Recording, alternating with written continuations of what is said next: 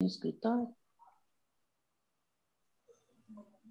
Então, boa noite, Jorge. Bem-vindo mais uma vez ao nosso encontro de quinta, né? E microfone agora todo seu, Jorge. Fique à vontade, tá? Seja bem-vindo. Bom, antes de mais nada, eu quero agradecer a todos, agradecer o convite que vocês me fizeram, para que a gente possa aí trocar algumas ideias, né? Principalmente que o assunto que eu vou falar hoje, nós estudamos juntos aí há umas 3 ou 4 reuniões de quarta, mas eu achei bastante pertinente a gente falar um pouco mais desse assunto, fazer uma reflexão, né? Eu acredito que todos aí já estão cansados de saber desse assunto, mas é sempre bom nós recordarmos, né? Como a gente, quando estuda, ontem, por exemplo, estudamos, teve muita gente que falou, nossa, eu nunca li a introdução do Evangelho e quanta coisa boa que tem ali, né? Então, é o seguinte, diante de tudo que nós estamos passando aí nesse momento, esse momento de transição, né? Eu tenho acompanhado bastante, inclusive o Divaldo Franco, né? E que eles têm dado muito apoio a nós, dizendo que e é isso mesmo, né? Que todos nós que estamos aqui encarnados, nós sabíamos que ia passar por isso, né? Quando encarnamos, passar por essa fase da transição planetária, que segundo alguns só está começando, né? Então nós temos que ter muita força, muita fé, muita perseverança, especialmente nós que somos espíritas, né? Como a prece da Rose aí que ela disse, nós confiamos plenamente no nosso Pai. Então, o que vem acontecendo, né? Primeiramente, nós estamos com uma ameaça, e uma ameaça de sequelas, uma ameaça de morte, né?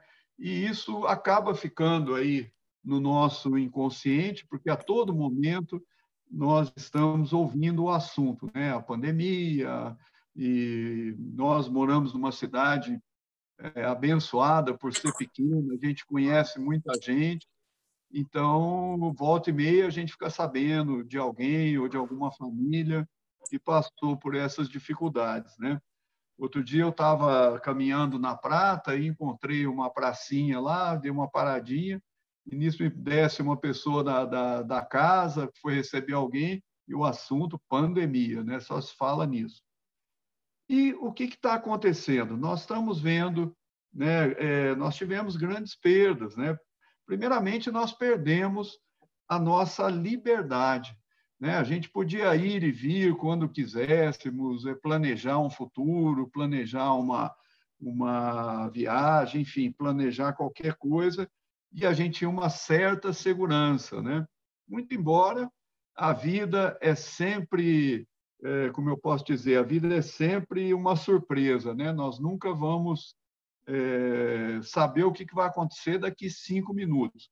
Mas a gente tinha uma certa ilusão que tudo era previsível, que tudo podia se planejar, né? Então, de uma hora para outra, nós fomos tirados disso. A nossa liberdade foi tolhida. Hoje nós temos que fazer confinamento, temos que ficar em casa. Às vezes é decretado lockdown, nem de casa a gente pode sair, né? Então, tudo isso mexeu demais com a nossa mente, com os nossos pensamentos, né? Muitos hábitos, nós tivemos que mudar nossos hábitos, né? E o que a gente tem visto, assim, no consultório, mesmo conversando com as pessoas, não, a gente não tem conversado muito fora do consultório, porque não encontra ninguém, e quando encontra, são encontros rápidos, né? Mas que nós tivemos que fazer mudanças.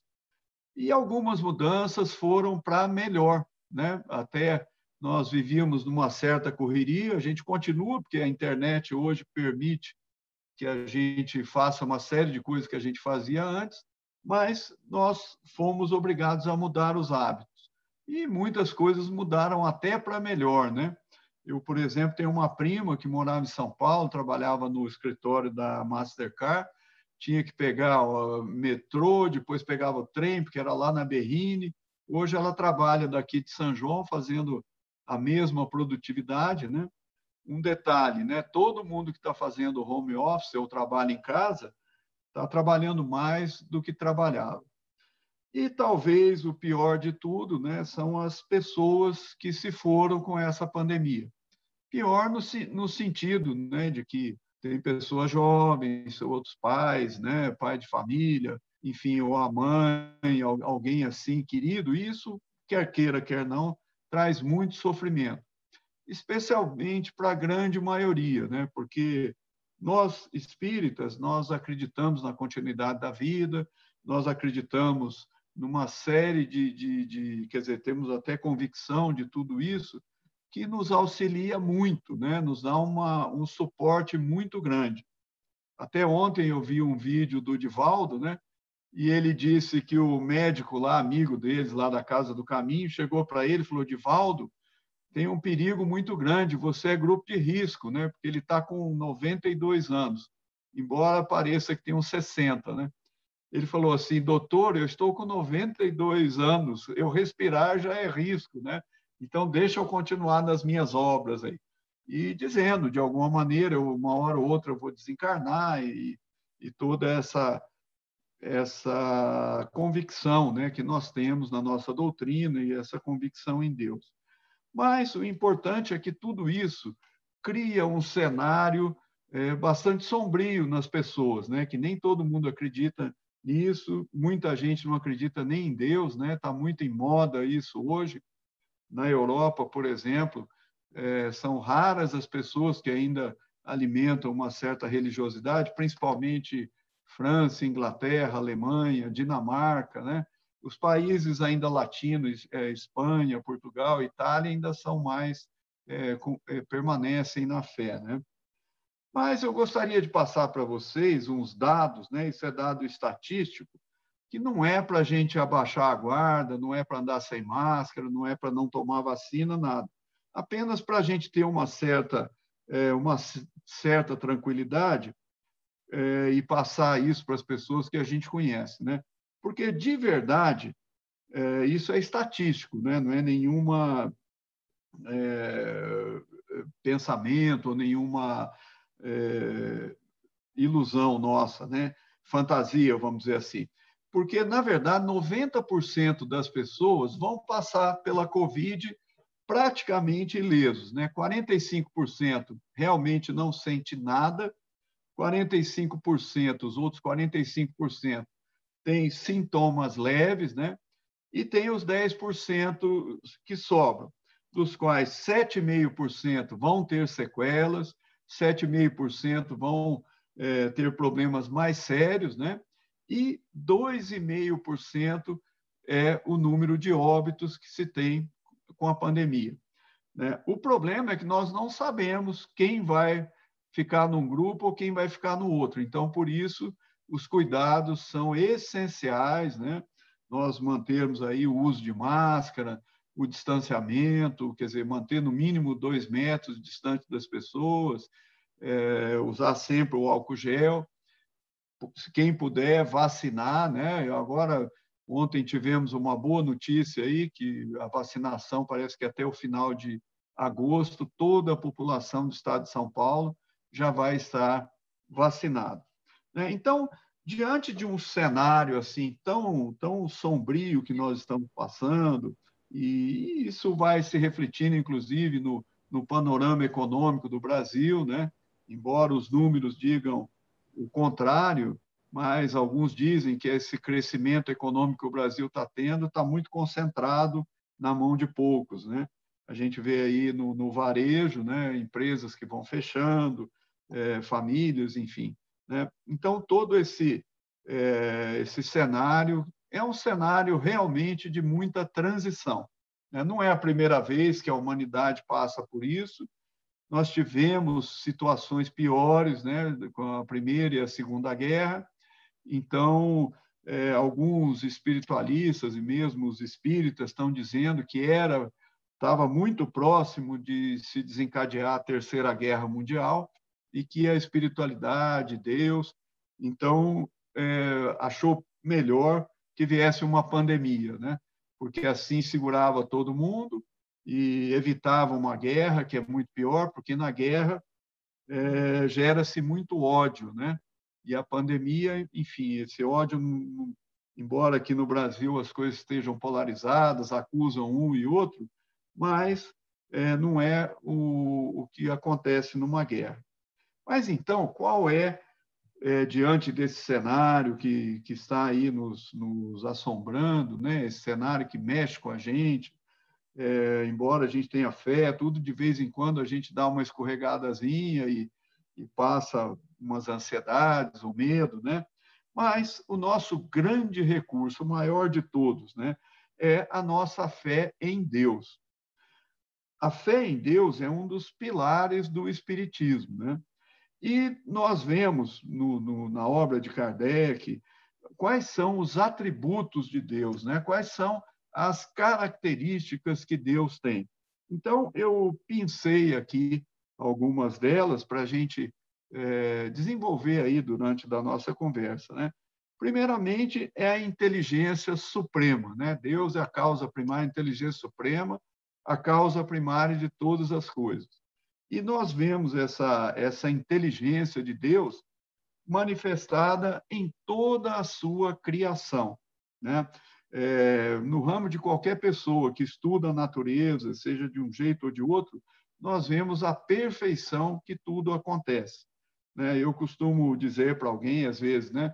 Se nós olharmos o ciclo hormonal que acontece no nosso corpo, é impossível não ter tido uma inteligência que organizou tudo isso, que organizou a matéria, para que nós pudéssemos ter aquele ciclo hormonal, né?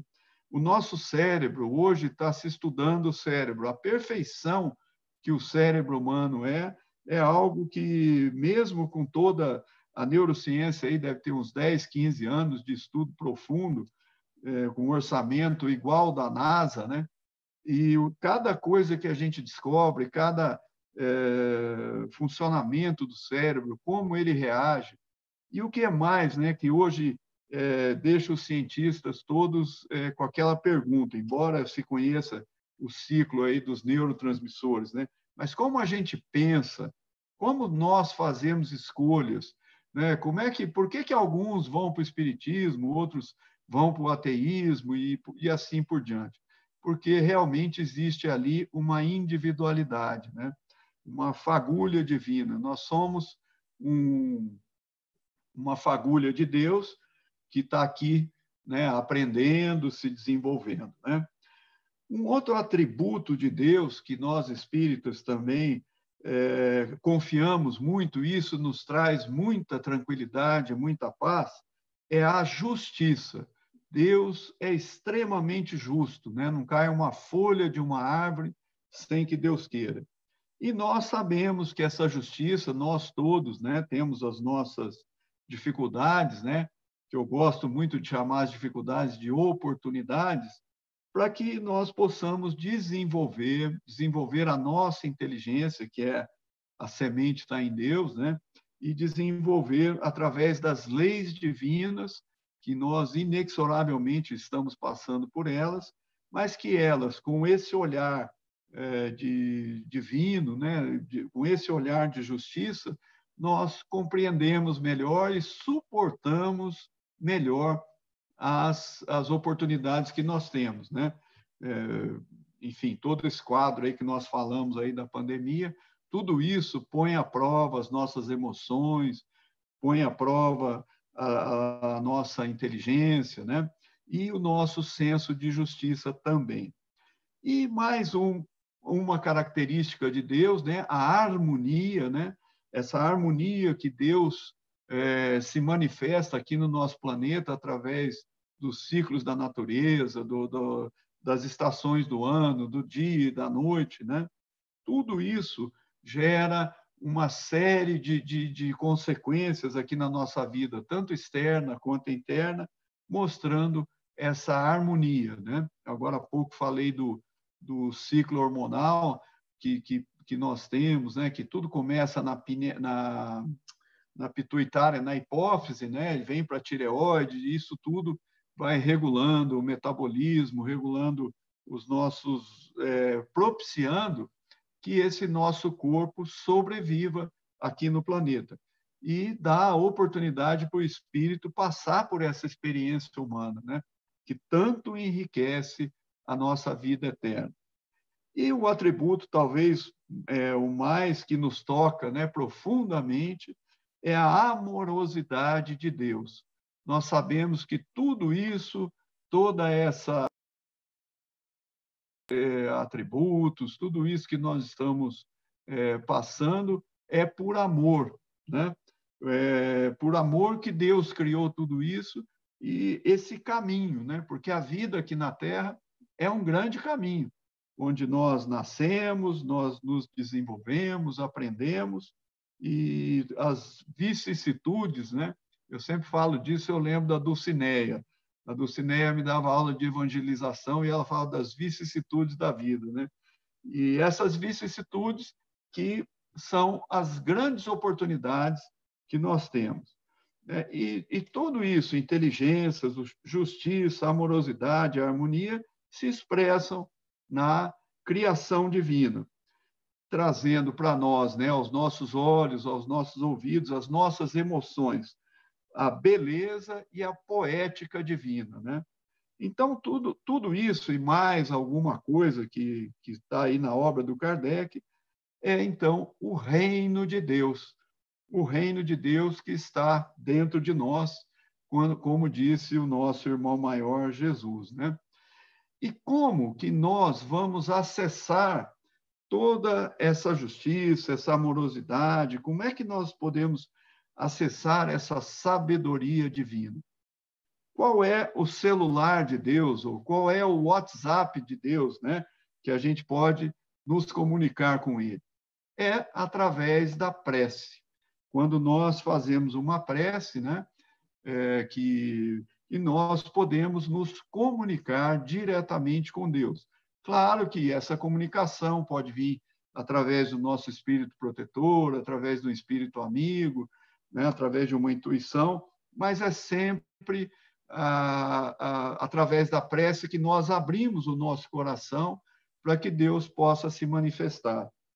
Quem leu a obra do André Luiz, né, vê lá quando os irmãos lá, os mentores do André Luiz, que eles vão fazer um socorro ou resgate de alguém, que eles fazem uma prece e, de repente, começa a descer flocos de luz, cores, né, coisas assim. E, então, isso é Deus nos encaminhando, né? E Jesus nos ensinou a orar. Jesus nos ensinou a como rezar, né? Então, eu separei aqui algumas coisas que estão lá. Então, primeira coisa, né, que Jesus fala, quando você for orar, não fique fazendo estardalhaço, não fique fazendo barulho ou na frente de todo mundo, né? Recolha-se ao seu quarto, né? Está escrito lá no Evangelho, Mateus, não me lembro o número lá. Né? O que significa isso? Jesus falava muito simbolicamente, né? Mesmo porque naquela época muita coisa que ele poderia falar as pessoas não entenderiam. Aliás, eu já peregrinei aí por outros avatares, né? Buda, todo mundo sabe que eu gosto muito do Buda, né? Mas Jesus foi o mestre que mais se aproximou do povo, né? O que mais chegou próximo do povo e que falou a linguagem que o povo entendeu. Porque muitos dos outros eles falavam para os iniciados, falavam para as pessoas mais letradas, né? E Jesus não, ele conviveu com o povo, inclusive ele convivia muito, né, com o pessoal, os degradados da sociedade, né? Prostitutas, leprosos, esse pessoal todo. Ele convivia também, né? Tem muitos estudos históricos de Jesus. Ele frequentava todas as castas, né? Todas as classes sociais. Já visto o José de Arimateia, que era um homem muito importante no governo lá hebraico, né? Que era um homem da religião, que era uma pessoa muito ligada com Jesus. Então, o que Jesus diz, né? Quando você... Bom, antes da gente entrar nisso, deixa eu falar uma coisa. O objetivo da prece, né? A prece ela tem 3 objetivos básicos, existem outros, mas o primeiro objetivo é rogar, que é o que a maioria de nós fazemos, né? Quando nós estamos numa dificuldade, eu, por exemplo, já nasci num lar espírita, então a gente sempre tinha isso. Quando tinha dificuldade, nós abríamos uma página do Evangelho segundo o Espiritismo, líamos e depois fazíamos uma prece. Então, a gente tem por hábito fazer uma prece, né? Pedir alguma coisa. Então, esse é o rogar. Mas a prece também, coisa que nós devemos desenvolver, é a prece do agradecimento, né? Ela é uma prece onde nós vamos agradecer todas as bênçãos que nós temos, né? Agora há pouco eu estava fazendo uma consulta e dizendo para a pessoa, né? Olhe para as coisas boas que acontecem na tua vida. Agradeça as coisas boas, né? E nós sabemos também da neurociência que quando nós agradecemos, algumas áreas do nosso cérebro elas acendem, né? Que são as áreas da satisfação, da tranquilidade, e são áreas que liberam a serotonina, que é um neurotransmissor que tem a capacidade de nos fazer nos sentir bem, né? Nós sentimos bem quando nós agradecemos. E a terceira função da prece é glorificar, né? Nós podemos fazer uma prece para glorificar um espírito, né? Ou alguém aí que a gente já sabe, ou glorificar Jesus, né? Que é o nosso mestre maior, e glorificar a Deus também. Então, nós podemos fazer uma prece sempre nesse sentido, rogar alguma coisa, agradecer e glorificar, né? E devemos, sim, ter o hábito de agradecer e o hábito de glorificar. Isso faz muito bem para a gente, né? Então, aí Jesus nos diz como fazer a prece. Então, primeiro, nos recolhermos, né? Quando ele diz no quarto, por quê? Porque ali é um lugar de intimidade, né? Nós não precisamos entrar num quarto físico, entrar dentro de nós, né? Nos recolhermos dentro de nós. E aí, nesse momento, o segundo passo é nos conectarmos com Deus, né? Lembrar de Deus, pensar em Deus, e depois nós fazemos, então, aquela prece aí, algumas palavras. E outra coisa que Jesus fala, que está lá no Evangelho, né? Nós não precisamos fazer preces longas, bonitas, palavras bonitas. O mais importante da prece é o sentimento que a gente carrega no coração, né? E sempre que nós fizermos uma prece rogativa, termos bem claro aquilo que nós queremos. Então, não precisamos explicar muito. E lá no texto ele fala, Deus que está no céu sabe das suas necessidades e vai te atender, né? Então, alguém poderia dizer assim, mas se Deus já sabe, para que eu vou orar? Né? E é aí que é a grande ajuda da prece. Porque a prece, elas podem... quando nós fazemos a prece, o que acontece? Nós vamos vibrar numa frequência maior, né? Quando nós estamos com raiva, com descontentes e uma série de outros sintomas, a nossa vibração é mais baixa. E isso, hoje, nós temos aparelhos que medem as frequências do cérebro e nós sabemos disso, né? Então, por exemplo, a vibração do medo, a vibração da raiva, dos ciúmes, isso tudo está numa frequência diferente. Quando nós pensamos em Deus, pensamos na sua glória, pensamos na bondade de Deus, pensamos nesses atributos, o que acontece? A vibração do nosso cérebro, ela fica maior, então, nesse momento, nós podemos abrir o espaço para Deus se manifestar. Porque Deus está em toda parte, especialmente dentro de nós, que é essa fagulha divina que todos nós temos, que nós chamamos de espírito, né? Esse está sempre conectado. Nós é que nos afastamos de Deus, né? Com os nossos pensamentos, com as nossas atitudes.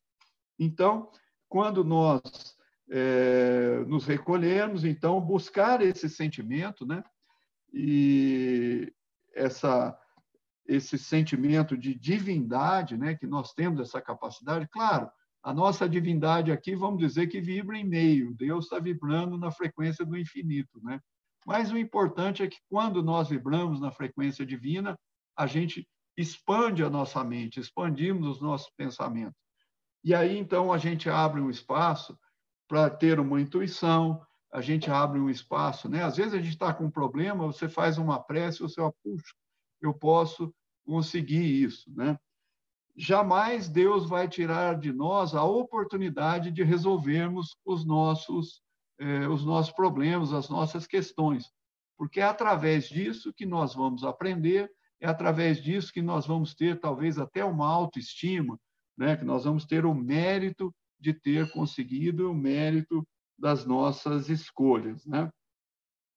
Então, quando alguém fala assim, não adianta rezar, adianta sim, porque ele pode nos fortalecer. E nós nos fortalecendo, tanto fisicamente, como emocionalmente e cognitivamente, nós podemos ter outras saídas para as nossas dificuldades, né? Muito bem. Então, é fazer sempre a prece do coração e, nesse sentido, nós vamos, então, abrindo o espaço para que as energias superiores possam chegar a nós. Outra coisa que Jesus nos fala é para não fazermos preces decoradas, mas para a gente saber o significado das palavras que a gente está usando e o significado que as palavras têm para nós mesmos, né? Então, quando nós acabamos aquele capítulo lá, pedir e obtereis, aliás, essa conversa que eu estou tendo com vocês é baseado naquele capítulo, que é o penúltimo capítulo do Evangelho, né? E eu até pediria para vocês depois dar uma lida nesse capítulo, porque é lógico, eu estou aqui fazendo uma espécie de um resumo e tem muito mais coisa lá. E logo em seguida vem as preces, né? E a primeira de todas, que é a prece maior, que é a prece das preces, né? Especialmente para nós cristãos, que é a prece que Jesus nos ensinou. Então, eu vou fazer com vocês uma reflexão sobre o Pai Nosso, que está lá no Evangelho. Depois vocês dêem uma completada lá. Isso aí eu até ia sugerir a vocês, hoje, antes de dormir, que é uma página e meia. Né? Deixa eu ver, está separado aqui. O Evangelho.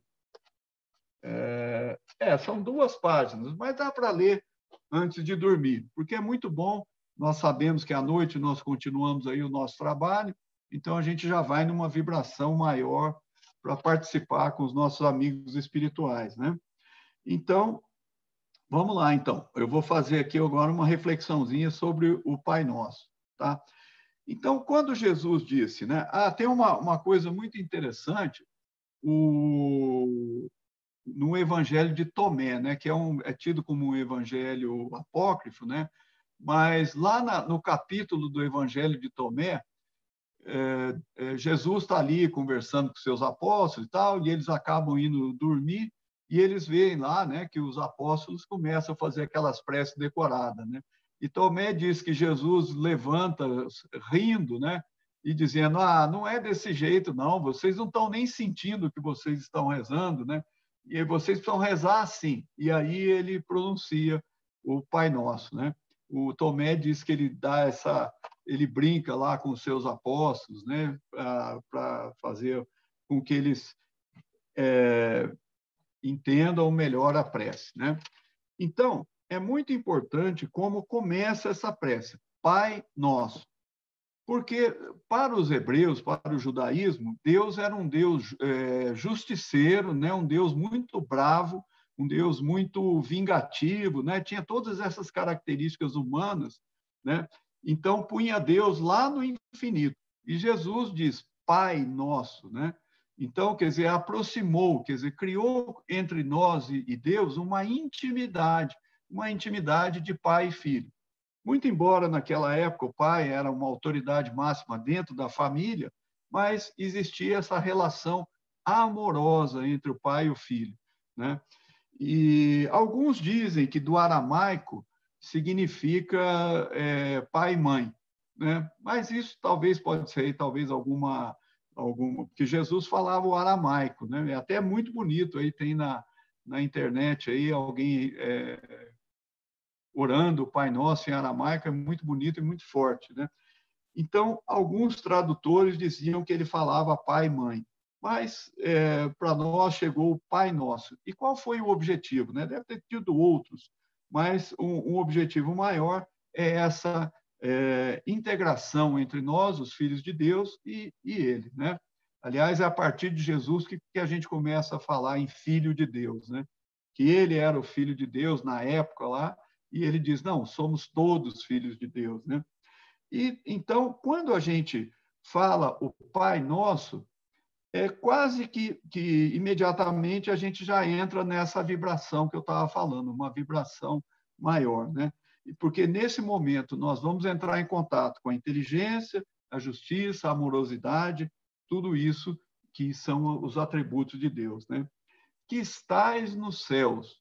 O que significa isso? Que Deus está em todo lugar. Porque naquela época que Jesus viveu, o céu era uma coisa muito interessante. O céu servia também de guia, né, para as pessoas que navegavam, para as pessoas que caminhavam no deserto, né? Porque à noite as estrelas são mais ou menos fixas, elas vão mudando de acordo com o ano, né? Mas o céu era muito importante para a vida naquela época, né? Até hoje mas naquela época era muito mais, porque o céu é que orientava a vida aqui na Terra. Orientava também através das estações do ano, né? Época de plantar, época de colher, época de se recolher, né? O inverno, por aquela região, era um inverno rigoroso, o verão era muito rigoroso, muita falta de água, né? Tinha tudo isso. Então, eles marcavam as estações do ano, e inclusive com festas, né? A festa de Páscoa, a festa do Corpus Christi, né? Tudo isso vem do judaísmo. A festa da Páscoa, se não me engano, era o plantio, e o Corpus Christi, né? Era a época da colheita, que dá aí 2 meses, né? Mais ou menos. Então, quando Jesus fala o céu, ele significa o quê? Está dizendo que Deus nos organiza, Deus nos orienta, e a magnitude de Deus, né? Não sei se naquela época eles tinham consciência do infinito, do céu, do cosmos, né? Mas, enfim, era o que tinha de maior naquela época era o céu. Então, isso significa a grandeza de Deus, né? E como expressa a beleza de Deus nisso, né? E hoje nós sabemos que Deus está presente desde o átomo até as galáxias, né? E é uma coisa bem interessante. Por exemplo, o átomo, né? Ele tem o núcleo e os elétrons que ficam rodando. O sistema solar tem o Sol no meio e os planetas que ficam rodando o Sol. A galáxia, ela tem, hoje se sabe, né, que tem um buraco negro no meio e as estrelas todas rodeando ela. Então, essa forma de ter um núcleo e uma eletrosfera ou uma periferia, né? A célula tem o núcleo e o citoplasma, enfim. Né? Nós temos a cabeça e o corpo, que não deixa de ser uma estilização disso, né? A periferia e o centro, que é a nossa cabeça, né? Bom, eu gostaria agora de vocês, vou pedir para vocês, pensem no quente. Tá? Pensa uma coisa quente. Agora, pensem no frio, uma coisa fria. Vocês percebem que tem uma mudança, né? Quando a gente pensa no quente, a gente tem uma sensação, a gente tem uma mudança, né? E quando a gente pensa no frio, quem não gosta de frio, por exemplo, deve ter sentido até um arrepio, né? E assim por diante. Então, é a próxima fase aí do Pai Nosso, né? Que é o santificado. Porque quando nós falamos a palavra santificado, percebe dentro de você como algo muda. Parece uma coisa maior, né? Cada um de vocês aí vai sentir de um jeito. Então, é por isso que Jesus coloca isso na prece, né? Esse santificado. Quer dizer, Deus é o maior, que ele já vem, né? Pai nosso que estais no céu, santificado seja o vosso nome. Nesse momento, nós já recebemos alguma coisa, quando nós falamos a palavra santificado, né? Já cria uma atmosfera dentro de nós. E, além do mais, quando nós falamos o santificado, nós reconhecemos os atributos de Deus, a sua sabedoria, a sua justiça, a sua bondade, o seu amor por nós, né? De todas essas oportunidades, né? Aí nós continuamos no Pai Nosso. Venha a nós, né? Que é o vosso reino, né? E o que é esse venha a nós? É para nós sentirmos essa divindade dentro de nós. Porque, no fundo, nós temos uma divindade. Ela está adormecida por conta dos nossos pensamentos, por conta das nossas imperfeições, mas um dia, à medida que nós vamos na nossa senda, aí, né, algumas milhares de encarnações, nós vamos sentindo essa presença divina dentro de nós, né? Nós vamos despertando em nós esses atributos que estão aqui dentro de nós, porque nós somos filhos de Deus, nós somos um reflexo dele, né? E aí, o que acontece? Quando nós falamos esse vem a nós temos uma consciência desse Deus, né? E nós também nos sujeitamos às suas leis universais, né? Que nós temos falado bastante isso, né? São as leis divinas que nos orientam, que balizam o nosso desenvolvimento. E, especialmente, olha como Deus é amoroso, né? Ele nos deu o livre-arbítrio, porque através do nosso livre-arbítrio nós vamos passando pelas experiências da vida e nós vamos aprendendo qual é o caminho, né? Quantos de nós aqui já não aprendeu com os erros? Aliás, a gente aprende muito mais com os erros, né? Porque os acertos, às vezes, a gente não dá a mínima ideia para os acertos, mas quando a gente erra, a gente presta atenção, a gente estuda, a gente vê, né? Depois, continuando no Pai Nosso, seja feita a sua vontade. Então, nesse momento, nós nos abrimos a Deus, nós nos entregamos a Ele, né?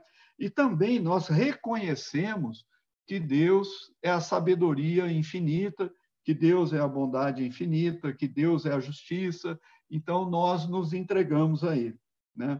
E nessa entrega, nós estamos escolhendo ficar com Deus. O pão nosso, aqui é interessante, porque aqui vem o primeiro pedido, né, que nós vamos fazer, o pão nosso, né? E Jesus usou o pão como símbolo, né, porque é o alimento do corpo. Mas Kardec, lá, quando ele está fazendo a análise do Pai Nosso, né, ele diz que não só o pão do corpo, mas o pão da mente também, né, do conhecimento, do estudo. A doutrina espírita valoriza demais o conhecimento, porque é através do conhecimento que nós podemos ampliar a nossa visão de mundo, podemos ampliar a nossa atuação no mundo, né? E também o pão espiritual, que nós possamos reconhecer no dia a dia o pão espiritual, porque ele está presente, né, no nosso dia a dia, todas as vicissitudes, enfim, tudo aquilo que acontece com a gente, sempre tem uma mensagem divina que vai nos fazer melhorar um pouco, conhecer o mundo de uma maneira maior, né? E outra coisa interessante, dá licença só um minutinho, é que Deus nos dá a oportunidade de conquistar esse pão nosso através do nosso trabalho, através do nosso mérito, né? Porque se nós analisarmos o mundo animal, a dificuldade que os animais têm, né? Porque a gente acha que lá na selva a coisa é muito fácil, mas não é não, né? Se a gente olhar o mundo dos insetos, uma vez eu me lembro de um programa naquele Animal Planet, né, um canal que chamava Predadores, os 10 piores predadores, né? Aí eu fui assistir achando que ia ser o quê? O leão, o tigre, né? Mas não são, não. Tá? E, inclusive, o número 1 lá, o mais cruel de todos, era o louva-a-Deus, né? Porque o ataque do louva-a-Deus é inexorável, né? Quase que ele não erra, né? Porque ele se disfarça lá no meio da folhagem, o bichinho está passando, ele ataca na cabeça. Então, eram assim, o leão e o tigre estavam em 10º lugar, né? Então, existe esse trabalho, existe essa luta pela vida, né?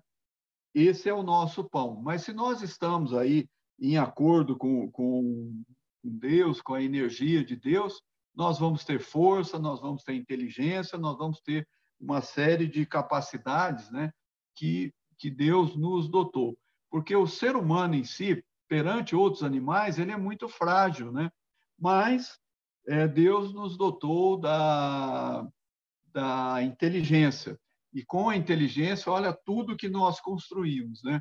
Aqui no mundo, quanta coisa, o desenvolvimento, né? Desenvolvimento da tecnologia, da medicina, e tudo isso para nós nos desenvolvermos espiritualmente, né? Eu acredito que nós estamos indo devagar, mas nós vamos, né? E aqui é importante a gente continuar agora no Pai Nosso, porque é um pedido que a gente faz, né? Perdoai as nossas ofensas, assim como nós devemos perdoar aqueles que nos têm ofendido, né? Algumas versões do Pai Nosso, o perdoai os nossos, como eu devo perdoar os nossos inimigos, vem antes do perdoar a mim, né? Por quê? Quando nós ofendemos alguém, quando nós ofendemos as leis divinas, né? Nós estamos nos afastando de Deus. Então, nós pedimos esse perdão. Mas nós devemos, antes de pedir o nosso, perdoar os nossos ofensores, né? Porque nesse momento o nosso coração é aberto. Quando nós praticamos o perdão, é que nós abrimos o espaço para que Deus possa nos perdoar, né? Então, isso é muito bom para a gente, quando a gente se sente perdoado. Tanto por... É como quando a gente tem uma contenda com algum amigo, alguma situação que a gente entra em contato com essa pessoa, esclarece tudo e existe um perdão. Nós nos sentimos muito bem com isso, né? Reconquistamos uma amizade ou reconquistamos uma pessoa, né? Então, Jesus põe isso no Pai Nosso, né? Perdoai as nossas ofensas, assim como nós devemos perdoar. Então, é quando nós perdoamos uma ofensa que nós recebemos, que nós abrimos espaço na nossa mente, no nosso coração, para receber esse perdão de Deus, né? E então, essa... E, por último, ele fala, né? Não nos deixeis cair em tentações. Por quê? Os nossos lados fortes da nossa personalidade é tranquilo. Nós conseguimos evitar uma série de coisas, né? Com o nosso lado forte. Mas o maior problema são as nossas fraquezas, né? As nossas fraquezas emocionais. E é por aí que nós caímos, né? Muitas vezes nós queremos dar um passo adiante na nossa evolução, mas as tentações elas nos seduz, né? E quando a gente vê, a gente está lá envolvido de novo, né? Com tudo isso. E até um motivo, né? Bastante interessante. Hoje em dia o tratamento do alcoolismo, por exemplo, ou hoje nós estamos aí passando por muitas outras drogas além do álcool, né? O que você tem que fazer? Você tem que isolar a pessoa do ambiente que ela vive. Porque se ela estiver num ambiente, as tentações são grandes, as companhias, né, que levam para o mau caminho são grandes, né? Então, o que a gente tem que fazer? A gente tem que pedir forças para nós suportarmos as tentações. E isso aí, paulatinamente, a gente vai vencendo essas tentações, né? E nós vamos crescendo espiritualmente. Então, lembrar sempre que as nossas tentações são aquelas partes mais fracas da nossa personalidade, né? E, por último, Jesus, então, falou, livrai-nos do mal, porque o mal pode nos acometer a qualquer instante, né? Não o mal assim, mas sei lá, a gente está no lugar errado na hora errada, né? E aconteceu algumas coisas assim. Então, ele termina o Pai Nosso com esse livrai-nos do mal, né? O Divaldo conta uma história muito interessante que ele, acho que foi no Rio de Janeiro, se não me engano, mas isso há muito tempo atrás, não foi agora, né? E que ele ia passando e ele foi assaltado. E aí ele conversa lá com o assaltante cai em si e fala, puxa, nunca mais vou assaltar ninguém e sai do caminho, né? Vocês sabem que eu gosto do budismo, teve muitos discípulos do Buda que eram assassinos, né? Teve o Angulimala, o Milarepa, e eles conhecem o Buda e caem em si, né? E acabam deixando o caminho da criminalidade.